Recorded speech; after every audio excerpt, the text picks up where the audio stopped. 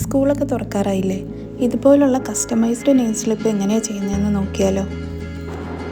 ഒരുപാട് ക്രാഫ്റ്റേഴ്സിന് ഇതെങ്ങനെയാണ് ചെയ്യുന്നതെന്നൊരു ഡൗട്ടുണ്ട്. അവർക്ക് വേണ്ടിയുള്ള വീഡിയോ ആണിത്. അപ്പോൾ വെൽക്കം ടു മൈ ചാനൽ.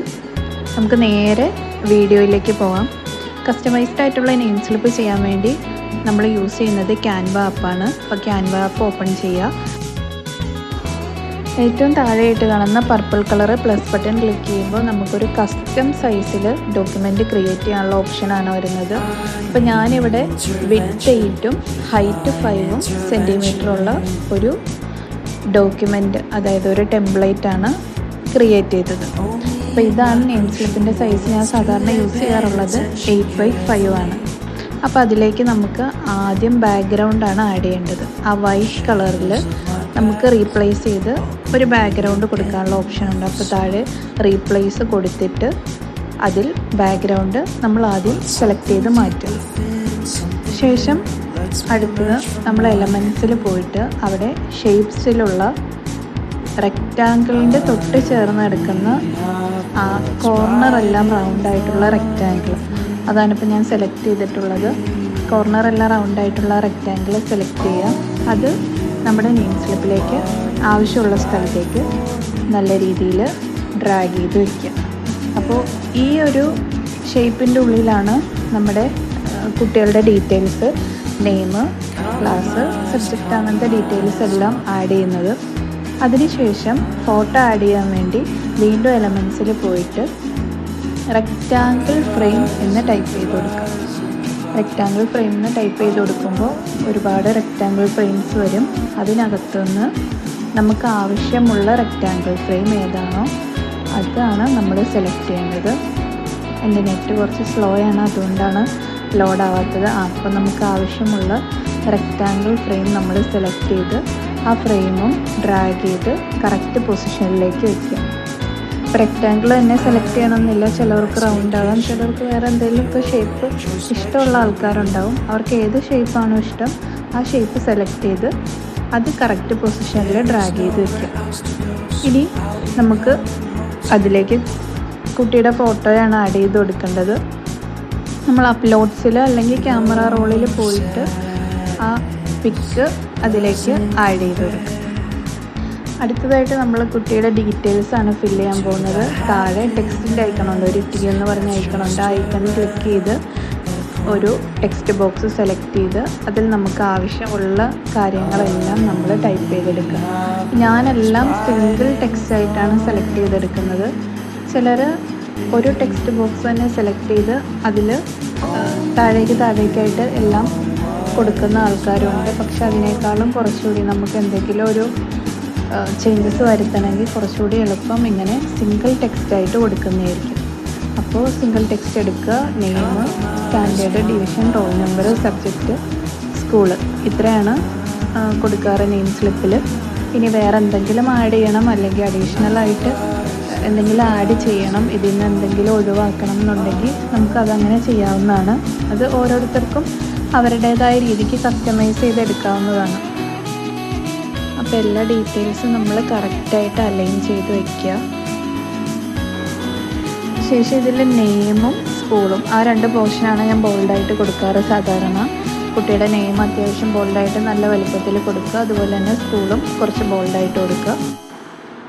ഇനി നമുക്ക് ഓരോ ലൈനും സെപ്പറേറ്റ് ചെയ്യാൻ വേണ്ടിയിട്ട് ഞാൻ യൂസ് ചെയ്യുന്നത് വീണ്ടും ഷേപ്സിലുള്ള ആ ഒരു റെക്റ്റാങ്കിൾ ഷേപ്പ് തന്നെയാണ്. ആ ഷേപ്പ് എടുക്കുക.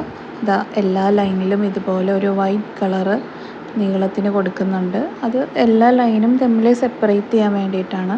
ഇങ്ങനെ കൊടുക്കുമ്പോൾ കുറച്ചുകൂടി വൃത്തി ഉണ്ടാവും, ലേബലിന് കാണാനും കാഴ്ചയ്ക്കും ഒന്നുകൂടി അതിലുള്ള മാറ്റർ എഴുതി വയ്ക്കുമ്പോഴും ഒരു ഭംഗി കുറച്ചുകൂടെ ഉണ്ടാവും. അതുകൊണ്ടാണ് ഈ രീതിയിൽ കൊടുക്കുന്നത്. അപ്പോൾ ഇതുപോലുള്ള ഷേപ്പ് എടുത്തിട്ട് എല്ലാ ഭാഗത്തും, അതായത് എല്ലാ ഡീറ്റെയിൽസിന് നേരെയും ഈ ഷേപ്പ് കൊടുത്ത് അതും സെറ്റാക്കി എടുക്കുക. അപ്പോൾ ഇങ്ങനെ ഫൈനലായിട്ട് നമുക്ക് ഇഷ്ടമുള്ള ഏത് കളറും കൊടുക്കാം. പക്ഷേ വൈറ്റ് കൊടുക്കുന്നതായിരിക്കും കുറച്ചുകൂടി നല്ലത്. അതാവുമ്പോഴാണ് നമ്മളതിൽ എഴുതുമ്പോൾ കറക്റ്റായിട്ട് കാണാനും ഒക്കെ പറ്റത്തുള്ളൂ. മാക്സിമം നിങ്ങൾ ലേബൽ ചെയ്യുമ്പോൾ അധികം കട്ടിയുള്ള കളേഴ്സൊന്നും യൂസ് ചെയ്യാതിരിക്കുക.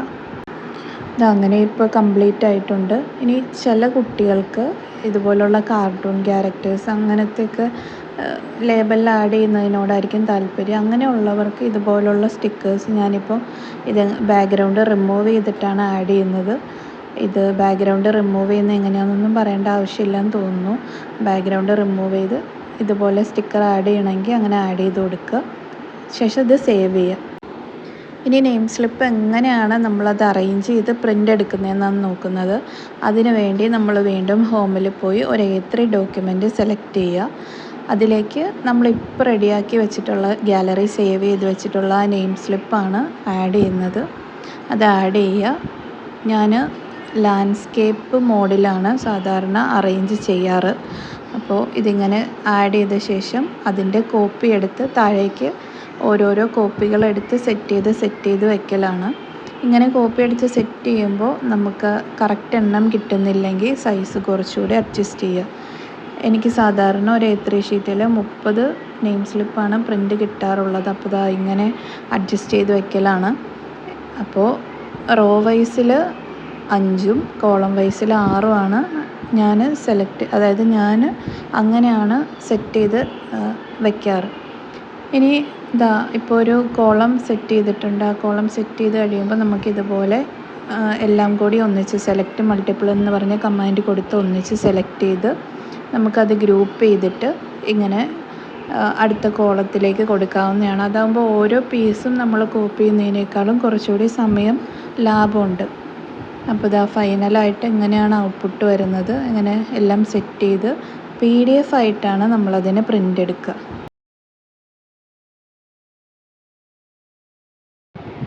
ഐഫോണിൽ നമ്മൾ സേവ് ചെയ്യുമ്പോൾ ഇതുപോലൊരു ബോക്സ് നമുക്ക് കിട്ടും. അതിൽ സേവ് ടു ഫയൽസ് കൊടുക്കുക. അവിടെ ഒരു നെയിം കൊടുത്ത് കുട്ടിയുടെ പേരോ എന്തെങ്കിലും ഒരു നെയിം കൊടുത്ത് നമ്മളത് ഫയലിലേക്ക് സേവ് ചെയ്യും. നമ്മൾ ഫയൽസിൽ പോയി ഓപ്പൺ ആക്കി നോക്കുമ്പോൾ അത് PDF ആയിട്ട് നമ്മൾ സേവ് ചെയ്തുകൊണ്ട് തന്നെ അത്യാവശ്യം നല്ല ക്ലാരിറ്റിയിലായിരിക്കും നെയിം സ്ലിപ്പ് നമുക്ക് കിട്ടുന്നത്. ഇത് സ്റ്റിക്കർ പ്രിൻ്റായിട്ട് പ്രിൻ്റ് ചെയ്തെടുക്കുകയാണ് ചെയ്യുന്നത്. അപ്പോൾ ഞാൻ ചെയ്തിട്ടുള്ള കുറച്ച് സ്റ്റിക്കറിൻ്റെ ഫോട്ടോസ് ഇവിടെ അറ്റാച്ച് ചെയ്തിട്ടുണ്ട്. ഞാൻ എല്ലാം ഈ മോഡലിൽ തന്നെയാണ് ചെയ്യാറുള്ളത്. ഇതിൽ തീം മാത്രമേ ചേഞ്ച് ആക്കാറുള്ളൂ. കുട്ടികളുടെ ഇഷ്ടത്തിനനുസരിച്ച് നമുക്കിഷ്ടമുള്ള കാർട്ടൂൺ ക്യാരക്ടേഴ്സോ അല്ലെങ്കിൽ അവർക്ക് ഇഷ്ടമുള്ള പ്ലേയേഴ്സോ ഏത് വേണമെങ്കിലും നമുക്ക് ആഡ് ചെയ്യാവുന്നതാണ്. ഞാൻ ആദ്യം കാണിച്ച രീതിക്ക് 8x5 എന്നുള്ള കസ്റ്റം സൈസിലാണ് നമ്മൾ നെയിം സ്ലിപ്പ് ചെയ്യുന്നതെങ്കിൽ ഒരു A3യിൽ നമുക്ക് 30 സ്ലിപ്പ് എടുക്കാൻ പറ്റും പ്രിൻ്റ്. ഇനി 9x5 എന്നുള്ളൊരു സൈസിലാണെങ്കിൽ ഇതിനേക്കാളും കുറച്ചുകൂടി വലിപ്പം കൂടിയ നെയിം സ്ലിപ്പായിരിക്കും കിട്ടുന്നത്. അപ്പോൾ അതൊരു 20 എണ്ണം നമുക്ക് കിട്ടും. ഒരു A3 സൈസിൽ 20 നെയിം സ്ലിപ്പ് കിട്ടും. ഒരുപാട് പേര് ചോദിച്ചിട്ടുണ്ട് ഞാൻ എങ്ങനെയാണ് ചെയ്യുന്നതെന്ന്. അപ്പോൾ ഞാൻ ഇങ്ങനെയാണ് നെയിം സ്ലിപ്പ് ചെയ്യാറ്.